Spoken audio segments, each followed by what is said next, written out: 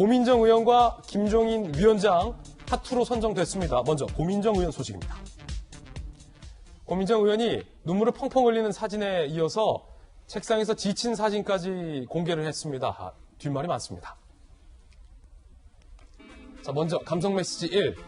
응원합니다. 지치지 마세요. 함께 힘내서 서울시를 꼭 지켜요. 라는 말과 함께 한 시민이 저를 꼭 안아줬다.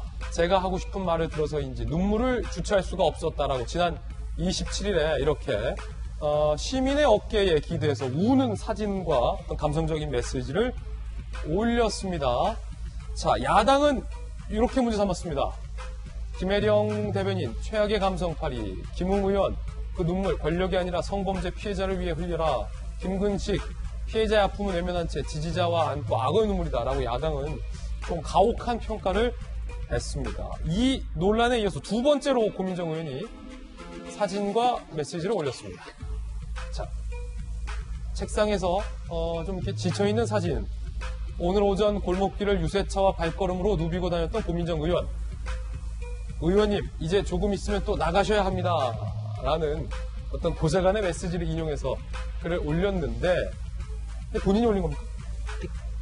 보좌관이 올리더라도 그건 본인의 그 계정이니까 그건 같은 의미죠. 이게 누가 그런 댓글을 달았더라고요. 소시적에 싸이월드 미니 홈피 많이 써본 솜씨. 아, 그렇군요. 이제 그런 느낌인데 이게 정치나 선거운동이라는 거 세 가지 목적이 있는 거거든요. 반대자들의 반대 강도를 떨어뜨리는 거, 중도층을 설득하는 거, 지지자들 다지는 거, 세 가지입니다. 뭐 셋 다가 중요한데 지금 제가 볼 때 고민정 의원이라든지 이런 민주당이 좀 다수 드러나는 분들은 그 세 가지 중에서 지지자들을 붙잡는 데만 너무 좀 이렇게 집중하는 거 아닌가. 우리 박수현 대변인 같은 분은 제일 좋은 게 반대자들의 강도를 떨어뜨린 거거든요. 그렇죠. 지지자들이 완전히 넘어오지는 못한. 그래, 저렇게 자기가 반성하는데 뭐라고 또 하겠냐라는 게 상당히 중요한 건데 그게 또 보면은 악역이고 전방에서 몸싸움을 하는 거죠. 그거보다는 너무 이제 홈그라운드에서 이렇게 싸우려고 하지 않는가 그런 느낌이 좀 있어요. 자, 이거 쓰러져서 책상에서 있는 사진에 대해서 야당은 또 이렇게 비판했습니다.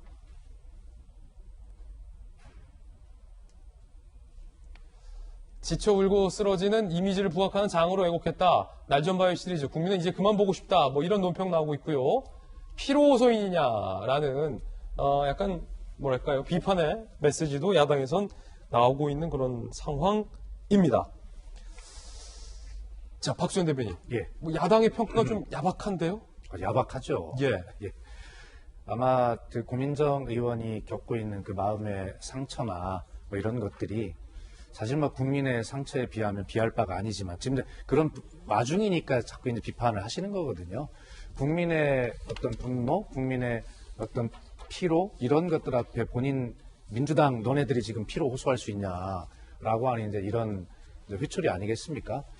뭐 야박하고 섭섭한 부분이 있지만 평가가 그렇다 하더라도 지금 제가 말씀드린 그런 마음으로 저희들이 그 평가를 좀 받아들여야 된다 이런 생각을 합니다. 네.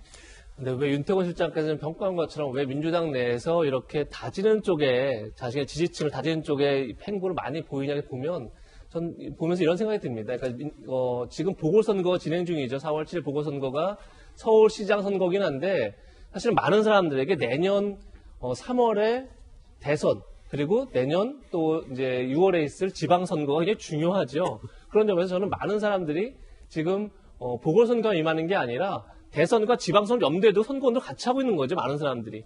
특히 서울 지역 국회의원 같은 경우는 내년 지방선거라는 게 본인의 총선은 아니지만 지방선거라는 게 결국은 본인의 조직, 본인의 사람들의 생존과 관련 문제고 어떻게 보면 그 지역 권력이기 때문에 그것이 어느 판도로 가느냐가 본인의 총선과 직결되죠. 그런 점에서 저는 민주당의 많은 인사들이 보궐선거 물론 중요하게 생각하는데 본인의 선거를 염두에 둔 행보를 많이 보이고 있는 게 아닌가. 저는 개인적으로 그렇게 생각이 들고 뭐 그것이 이제 좋은 건지 나쁜 건지는 뭐 봐야겠지만 그러다 보니까 결국 지지층을 향해서 또 중도를 더 끌어내고 그다음에 반대층을 완화시키는 것보다는 자기 지지층을 향한 메시지가 더 많은 게 아닌가 저는 개인적으로 그렇게 풀이하고 있습니다. 자, 재보선 핫2 두 번째는 김종인 위원장입니다. 박영선 후보가 5년 전에 김종인 위원장이 나에게 큰 별이 되겠다 말을 했다라고 밝혔습니다.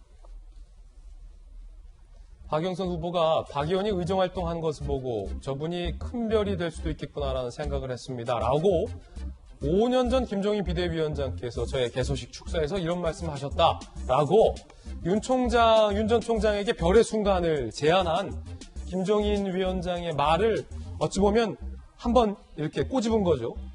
자, 그러자 김종인 위원장이 이렇게 반응을 했습니다.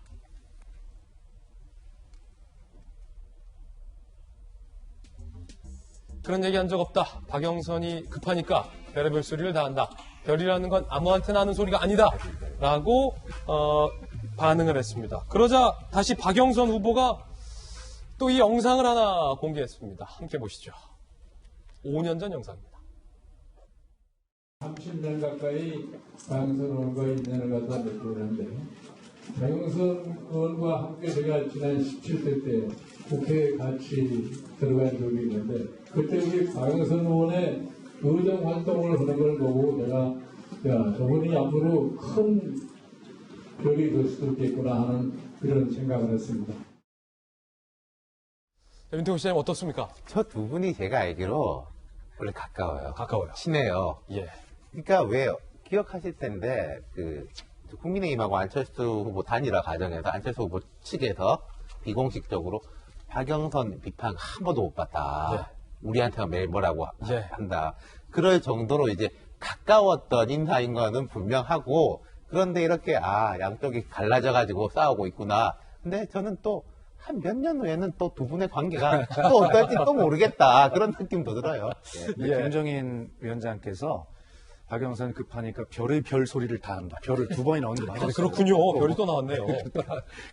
우리 김종인 대표께서도 굉장히 이렇게 노련하시고 지혜로운 분이셔서 저런 일이 있으면 선거가 또 재밌게 이야기를 해보면 그 별이라고 하는 게 한번 뜨면 또 지고 또 다음날 밤에 또 다시 뜨고 이런 거 아니냐 이렇게 좀 크게 넘어가셨으면 좋았을 텐데 그런 적 없다 정색을 하시니까 또 저런 재미있는 에피소드가 또 생깁니다. 예. 예.